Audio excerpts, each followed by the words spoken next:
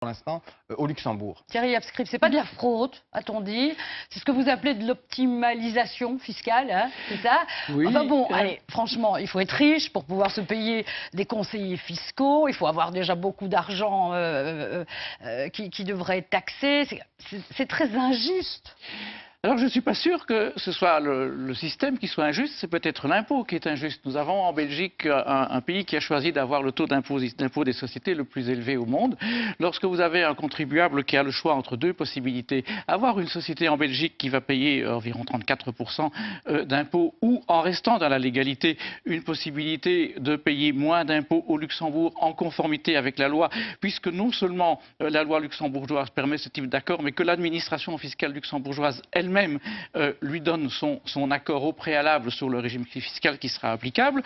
Pourquoi faudrait-il considérer, d'abord en légalité, je pense que le choix est licite, c'est le principe du choix licite de la voie la moins imposée, et on va encore s'installer là où c'est le plus attrayant, et les impôts sont un des éléments parmi d'autres qui permettent de faire ce choix. Mais il faut pas avoir le choix. Moi, j'ai pas le choix, par exemple. Je suis imposée à la base. Mais je suis bien d'accord. Je trouve d'ailleurs très injuste que vous soyez imposé si lourdement à la base. Parce que le problème, si on veut trouver une inégalité, c'est qu'en Belgique, on paye trop.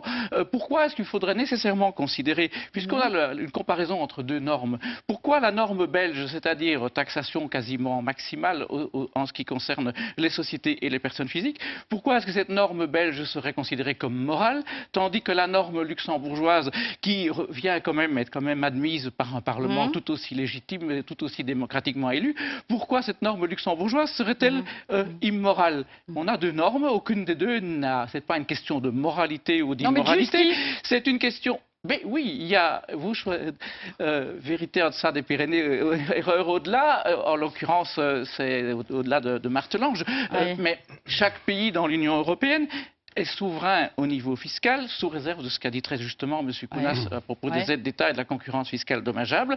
Mais le Luxembourg a parfaitement le droit de prévoir un régime plus avantageux. Dans le système européen actuel, si le Luxembourg voulait dire le taux d'impôt des sociétés est de 0%, il en a le droit à condition que ce soit 0% pour tout le monde. Et là, évidemment, il y a de la nuance. Si certaines entreprises peuvent obtenir des accords que d'autres ne peuvent pas avoir, alors là, il y a une inégalité parce que des personnes placées dans la même situation n'ont pas droit à la même chose, et ça peut être une concurrence fiscale dommageable, et il est très probable que la plupart des accords ne répondent pas à cette condition, ils sont parfaitement licites, et qu'il y en a par contre, probablement qu'on en trouvera quelques-uns pour lesquels le Luxembourg aura des difficultés, puisqu'il y a déjà une enquête qui a été ouverte. Ahmed Laoueche, ça vous choque, vous, ces pratiques qui ont été révélées là par le soir? Bien sûr, moi je ne suis en accord sur rien avec Maître Abscript, que les choses soient poursuivre son raisonnement jusqu'au bout. Pour lutter contre la fraude fiscale, il suffirait de supprimer l'impôt à entendre M. Abscript. Vous voyez, bonne idée, dit-il.